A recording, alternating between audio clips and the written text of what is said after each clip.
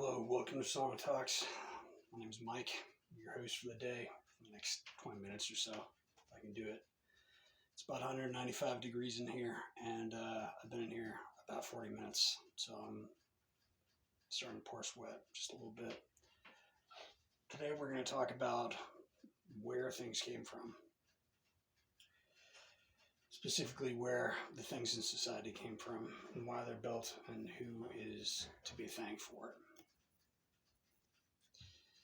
If you're sitting in a room or outside or just about anywhere else where there's infrastructure, you've got to wonder where it came from. It didn't just magically appear as you were born. But society's been layered like strata of rock, one civilization on the next, one improvement on the next, until you have what we have now, which will also not be here forever. It'll be the substructure of the next thing that's built.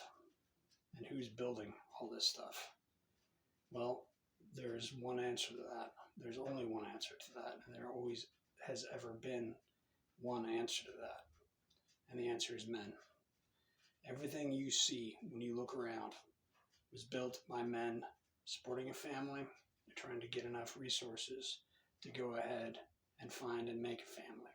And that may be a hard thing to swallow for people that live in the post-consumer paradise of utter nonsense. But the fact is, the hard, durable things in society, from the electricity you're using to charge your phone, the lines that were put in, the floors in your house, the window installation was all built by men.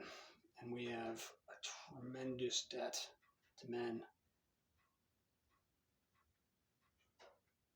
in this society that in the next 100 years, cannot see being repaid by any of the numerous pseudo-genders or women in general.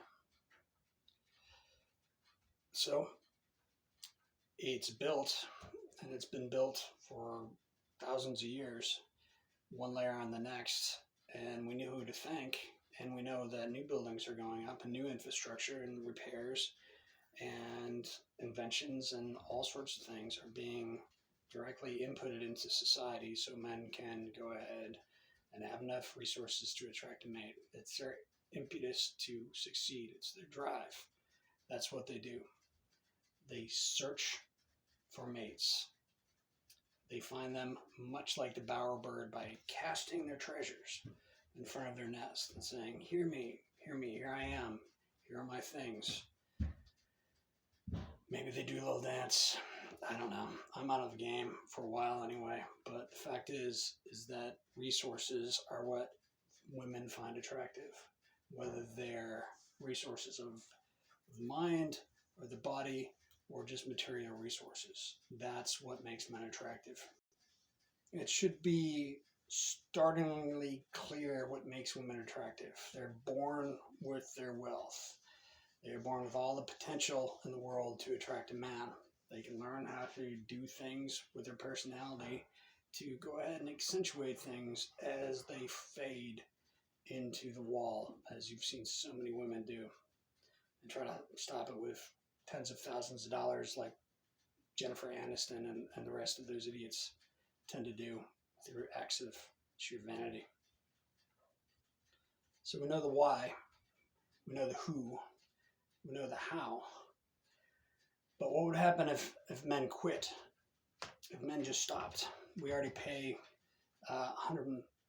between 60 and 80% more taxes over a lifetime. That's attributable to all of the resources they bring in, all of the tax income they bring in compared to women. Women actually cost about $120,000 a piece to raise from cradle to grave, and that's not all women. It's not. There's plenty of doctors and lawyers and such, and actresses and divorcees and other kinds of women that do have taxable income. But the fact is that by and large, men pay for most of the taxes. They keep the goods and services from welfare to all the rest of the incentives that Western society gives people that make bad decisions. It keeps it all going.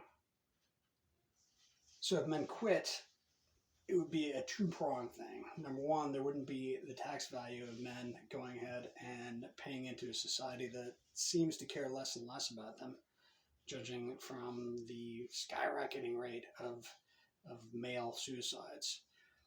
But society in and of itself would come to an absolute grinding halt if you could not call a plumber, and if your lines went down and the men had their month off or whatever it is that we're talking about hypothetically, then infrastructure, the way it runs, would grind to nothing.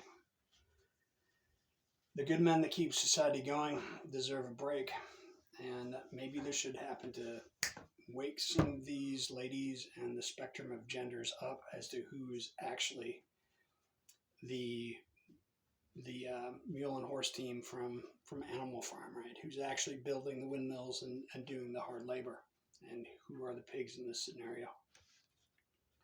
From Animal Farm, of course. If women quit for a day, there would be a disaster bordering on an inconvenience. And why? Because women don't have the essential jobs of keeping the infrastructure going that men do. Yes, there are nurses and doctors and lawyers and such, but there are very few to zero female plumbers and construction people and people that operate dams and so on and so forth. I just do not see women stepping up to the position that they did, like Amanda Hoff did with the We Can Do It campaign of the 1939 to 40s, to, I believe, quit the factory job she had in 2 weeks to go to New York and play the cello for a living. 2 weeks in the factory, people. You can do it for 2 weeks. That's how long Amanda Hoff lasted. Forgive me if I've butchered her name. I don't really care. You know who I'm talking about. Look her up if you want.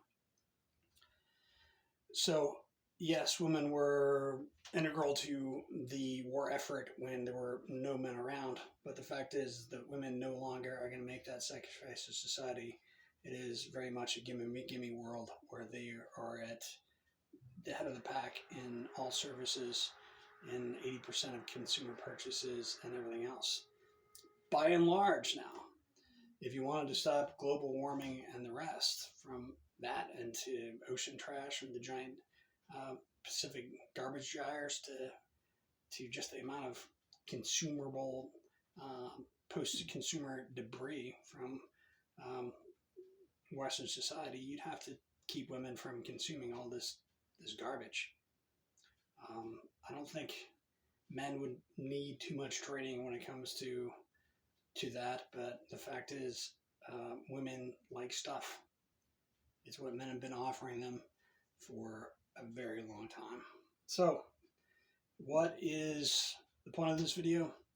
Next time you see a man, after a women's pride parade or a feminist parade, picking up the detritus of their political statements, maybe it's time to consider what his role is and what the women's role is, or roles are in comparison, because it's time to bring shame to some of these parasites in society.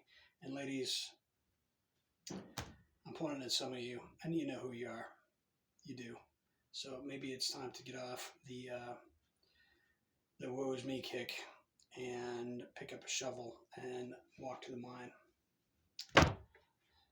That's the point. And like I said, I'm sweating bullets here, peoples. So if I misspoke, I don't particularly give a crap. Enjoy your day. It's a beautiful Sunday. Pick up some trash.